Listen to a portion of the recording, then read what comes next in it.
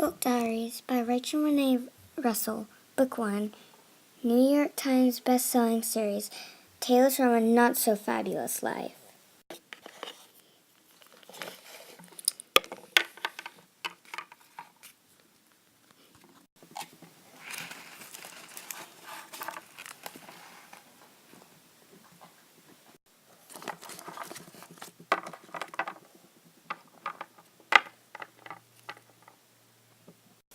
Sometimes I wonder if my mom is brain dead.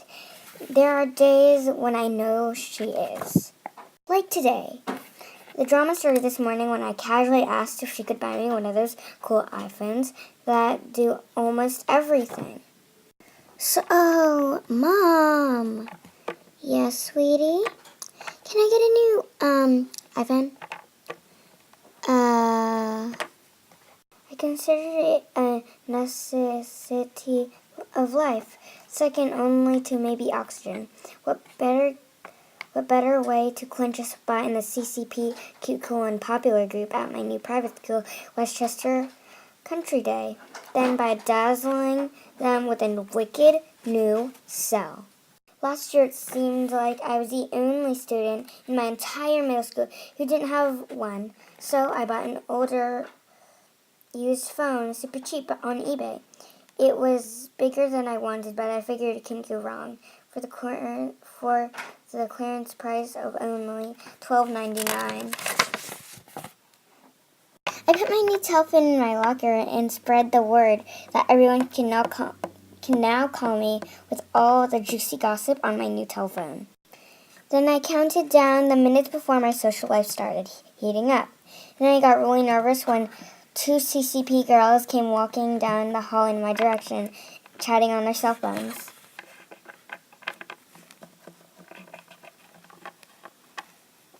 They came right over to my locker and started acting super friendly. They invited me to sit with them in lunch.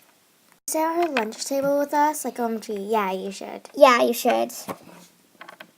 I was like, okay, but deep down inside, I was jumping up and down, doing my Snoopy happy dance. It really got strange. They said I had heard about my new 600 juicy counter designer cell phone. We heard about your new $600 juicy couture designer cell phone. And that everyone, meaning the rest of the CCP group, couldn't wait to see it. I was about to explain that I had said juicy gossip on my new phone, not new gossip on my new phone. Unfortunately, my telephone started ringing very abnormally loudly. I was trying my best to ignore it, but both CCP girls were staring at me like, well, aren't you going to answer it? Obviously, I didn't want to answer it because I had a really bad feeling they were going to be a little disappointed when they actually saw my phone. So I just stood there praying that it would stop ringing, but it didn't, and pretty soon everyone in the hallway was staring at me too. Finally, I gave in, snatched open my locker, and answered the phone, mainly to stop that awful ringing. Ew, OMG! I was like, hello? Sorry, wrong number. Then I turned around, both of the CCP girls, screaming, make it go away! Make it go away! I guess that probably meant they didn't want to sit with me, to sit with them at lunch anymore, which really sucked. The most important lesson I learned last year was that having a cruddy phone or none at all can totally ruin your social life, while hordes of celebrity party girls regularly forget to wear undies. Not a single one would be caught dead without her cell phone. Just as I was nagging my mom about buying me an iPhone. I tried saving up my own money to buy one, but it's impossible, mainly because I'm an artist and I'm totally addicted to drawing. Like, if I don't do it every day, I'll go nuts. I spend all my cash on sketchbooks, pencils, pens, art camp, and other stuff. Hey, I'm so broke. I have a milkshake on layaway at McDonald's. Anyway, when Mom came down from the mall with a special back-to-school present back to school present for me. I was pretty sure I knew what it was. I remember on about telling about how my attending at new private school was going to be a stressful time and a tremendous personal growth, and how to my best coping mechanism and would be to communicate my thoughts and feelings. I was absolutely ecstatic because you can communicate with a new cell phone, right? I kind of zoomed out most of what my mom was saying. I was daydreaming about all the cool ringtones, music, and movies I was going to download. It was going to be love at first sight. But after my mom finally finished her little speech,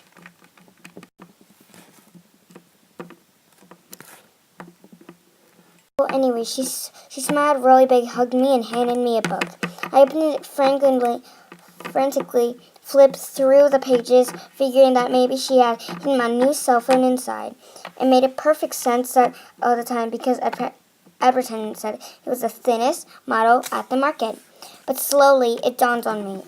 My mom had not gotten me a new cell phone, and my so-called present was just a bad little book. Talk about major heartbreak. I noticed that all the pages of the book were blank. I was like, oh no, she didn't. My mom had given me two things, a diary and an irrefutable evidence she is in fact clinically brain dead. Absolutely no one writes their most intimate feelings and its deep dark secrets in a diary anymore. Why? Because that's just one or two people knowing about all your biz completely ruin your reputation. You're supposed to post this kind of juicy stuff online in your blog so millions can read it. Only a total dork would be caught writing in a diary. This is the worst present I have ever received in my entire life. I wanted to yell at the top of my lungs, Mom, I don't need a bad book with 288 blank pages.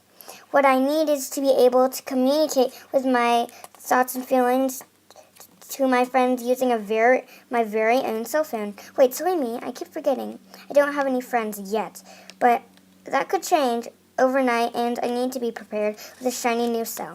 In the meantime, I will never write in this diary again. Never, ever.